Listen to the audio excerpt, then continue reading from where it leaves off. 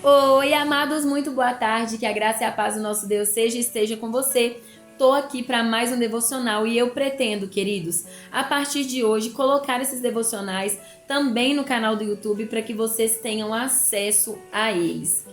Sabe, queridos, porque temos estado cercados de doutrinas religiosas, achismos e pregações cheias do eu humano, e se vê claramente um cristianismo falso, frio e morto, porque não aprendemos o que a palavra verdadeiramente nos ensina.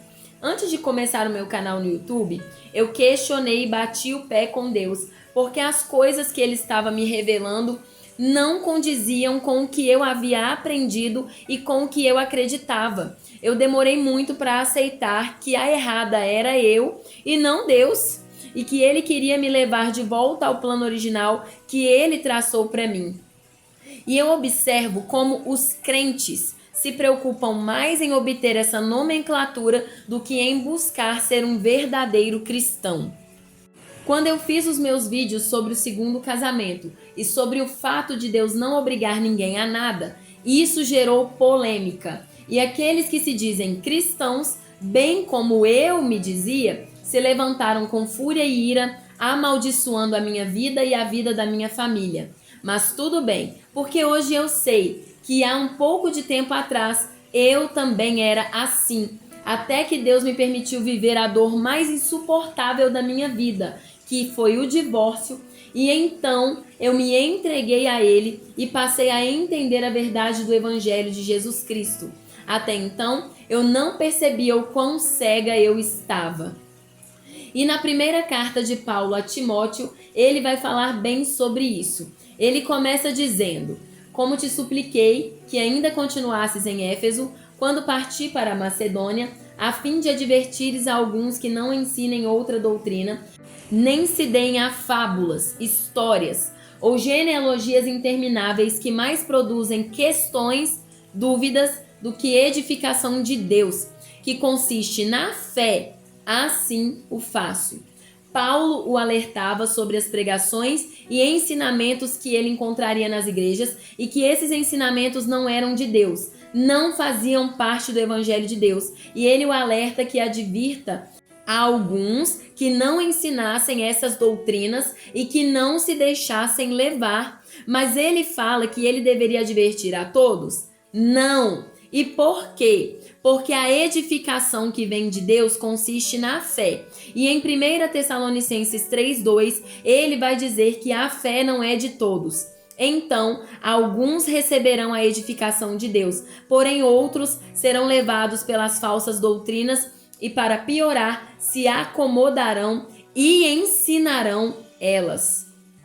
Vemos que os chamados cristãos de hoje se preocupam demais com a lei e com a letra, mas abandonam o princípio, e Deus não quebra princípios. Ou será que ele quebra? No verso 5, Paulo vai dizer que o fim do mandamento é a caridade de um coração puro e de uma boa consciência e de uma fé não fingida. O que ele quer dizer? Que acima do mandamento está o amor de um coração puro, de uma boa consciência. O que é consciência? Sentimento ou conhecimento que permite ao ser humano vivenciar, experimentar e compreender os aspectos ou a totalidade de seu mundo interior. É o sentido ou percepção que o ser humano possui do que é moralmente certo ou errado em atos e motivos individuais. Então, aquele que tem uma boa consciência sabe o que faz, compreende e busca fazer o certo. Ele escolhe fazer o certo.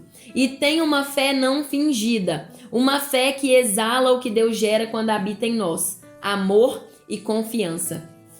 Não é uma fé só da boca para fora, é uma fé real. Quantas pessoas vimos proclamar o nome de Deus num dia e no outro, na adversidade, na dor e na angústia, o desprezaram e o abandonaram? Essa é a atitude daquele que fingia ter fé. Mas no verso 6, ele vai complementar com a cereja do bolo dos dias atuais. Vamos ler de novo o verso 5 ao 7. E ele diz: Ora, o fim do mandamento é a caridade de um coração puro e de uma boa consciência e de uma fé não fingida, da qual alguns tendo se desviaram para vãs contendas, desejando ser doutores da lei e não entendendo nem o que dizem nem o que afirmam. É o que mais temos visto hoje. Doutores da lei, criando contendas por causa da palavra de Deus que eles não entenderam e não absorveram. Doutores da lei e não cristãos. Falam e usam a palavra de Deus, mas só derramam palavras vazias de um sepulcro caiado, fétido e vazio. E no verso 8 ao 11 ele diz: mas sabemos que a lei é boa, se alguém a usa legitimamente.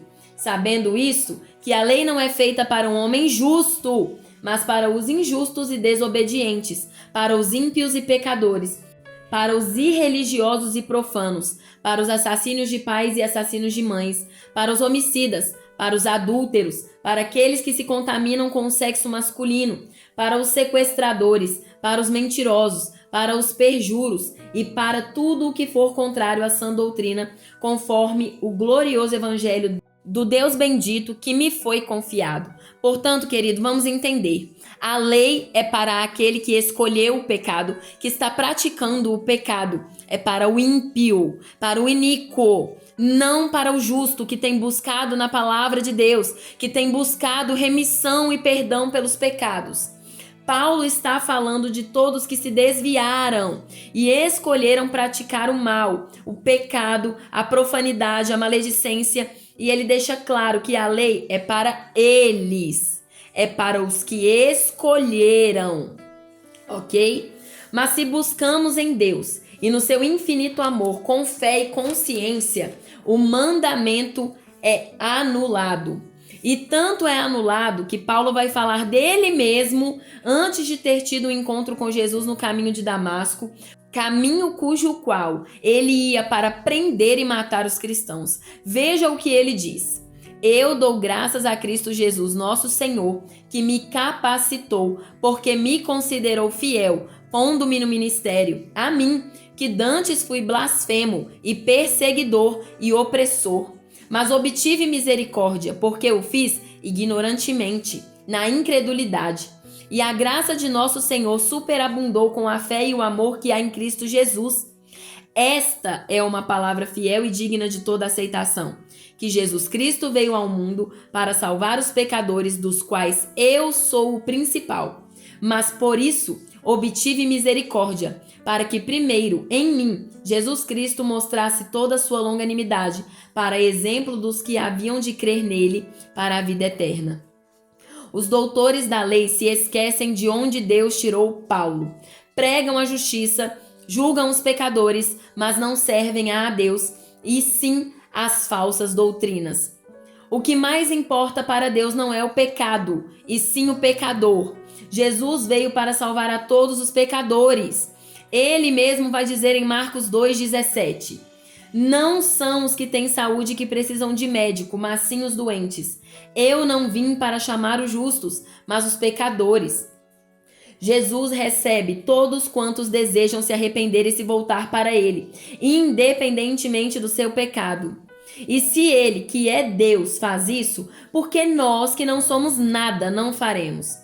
E ele continua dizendo a Timóteo o seguinte: este mandamento eu confio a ti, filho Timóteo, que segundo as profecias que houveram acerca de ti, para que tu, por meio delas, combatesse uma boa guerra, conservando a fé e a boa consciência, que alguns colocaram de lado e naufragaram na fé. E ele cita dois homens que fizeram essa escolha de deixar a fé e a boa consciência de lado, e ele diz: e entre esses foram Emineu e Alexandre, os quais entreguei a Satanás para que aprendam a não blasfemar.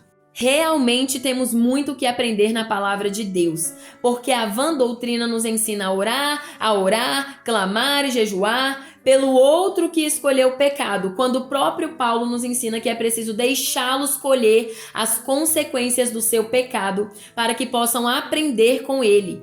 E muitos, queridos, só virão a Deus depois disso, depois de colher o que plantaram, depois de colher o preço e pagar o preço pela escolha errada que fizeram. Portanto, tomemos cuidado com o que pregam e ensinam para nós. Paulo só fez tudo o que fez porque foi capacitado e direcionado pelo Espírito Santo de Deus. E é isso que devemos buscar: vivermos a restauração individual, nossa, e o recomeço em Deus, para que finalmente venhamos viver os seus planos e propósitos para nós. Em nome de Jesus. Amém e glórias a Deus.